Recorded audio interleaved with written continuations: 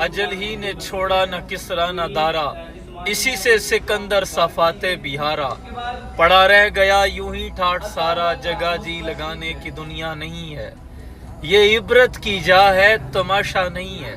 ये उस्ताद मोहतरम दौरान लेक्चर सिर्फ 4 या 5 सेकंड के दौरान अपनी ज़िंदगी की बाजी हार गए।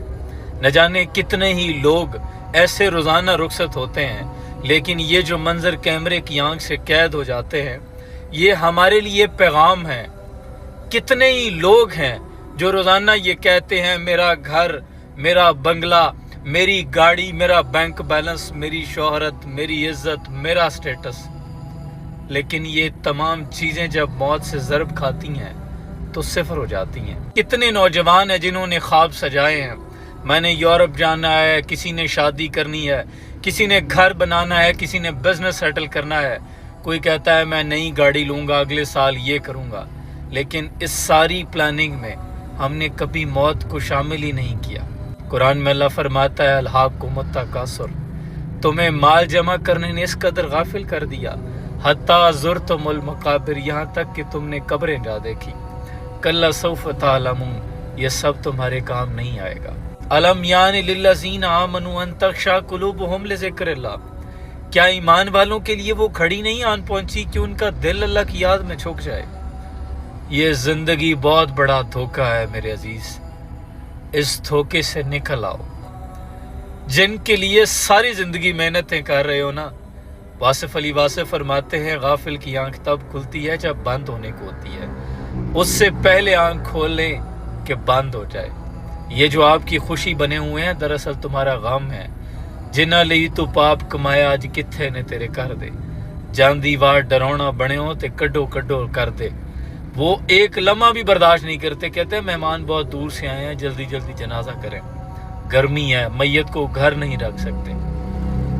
ये ज़िंदगी धोखे के सिवा कुछ नहीं।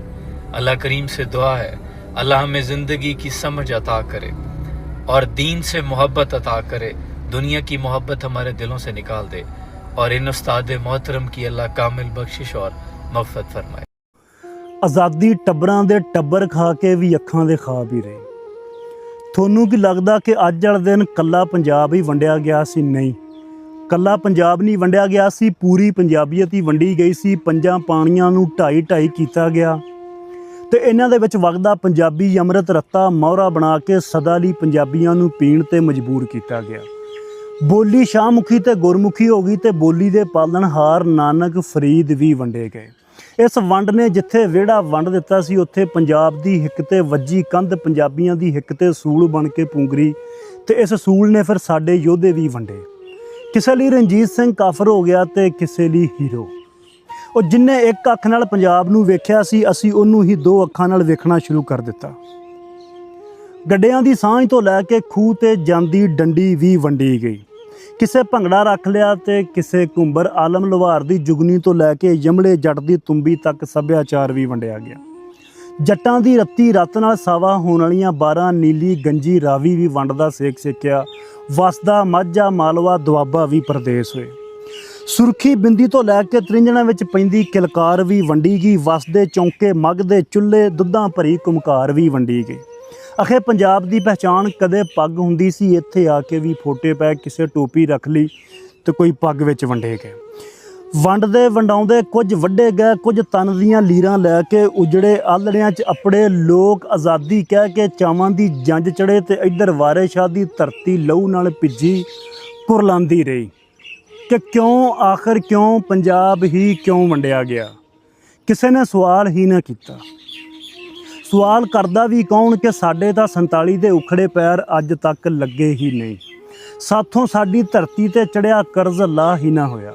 ਕੋਈ ਲੈਲਪੁਰ ਦੇ ਸੁਪਨੇ ਮਰ ਗਿਆ ਤੇ ਕੋਈ ਹਸਾਰ ਨੂੰ ਸਿੱਕਦਾ ਮਰ ਗਿਆ ਤੇ ਕੁਝ ਆਪਣੇ ਦੋਜਕ ਨੂੰ ਭਰਨ ਲਈ ਵਲੈਤ ਦੀ ਝੋਲੀ ਜਾ ਬੈਠਾ ਤੇ ਕਿਸੇ ਕੈਨੇਡਾ ਨੂੰ ਜੱਫਾ ਪਾ ਲਿਆ ਤੇ ਧਰਤੀ ਸਿੱਖਦੀ ਰਹੀ ਕਿ ਕੋਈ ਤਾਂ ਮੇਰਾ ਹੋਵੇਗਾ।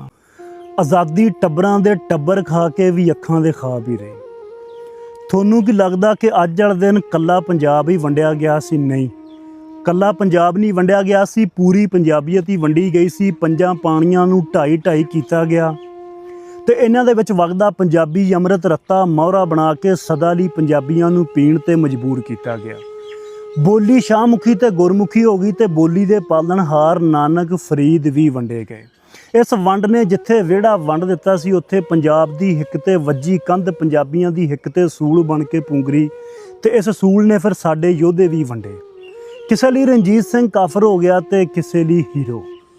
ਉਹ ਜਿੰਨੇ ਇੱਕ ਅੱਖ ਨਾਲ ਪੰਜਾਬ ਨੂੰ ਵੇਖਿਆ ਸੀ, ਅਸੀਂ ਉਹਨੂੰ ਹੀ ਦੋ ਅੱਖਾਂ ਨਾਲ ਵੇਖਣਾ ਸ਼ੁਰੂ ਕਰ ਦਿੱਤਾ। ਗੱਡਿਆਂ ਦੀ ਸਾਂਝ ਤੋਂ ਲੈ ਕੇ ਖੂਹ ਤੇ ਜਾਂਦੀ ਡੰਡੀ ਵੀ ਵੰਡੀ ਗਈ। ਕਿਸੇ ਭੰਗੜਾ ਰੱਖ ਲਿਆ ਤੇ ਕਿਸੇ ਘੁੰਬਰ ਆਲਮ ਲੁਹਾਰ ਦੀ ਜੁਗਨੀ ਤੋਂ ਲੈ ਕੇ ਯਮਲੇ ਜੱਟ ਦੀ ਤੁੰਬੀ ਤੱਕ ਸੱਭਿਆਚਾਰ ਵੀ ਵੰਡਿਆ ਗਿਆ। ਜੱਟ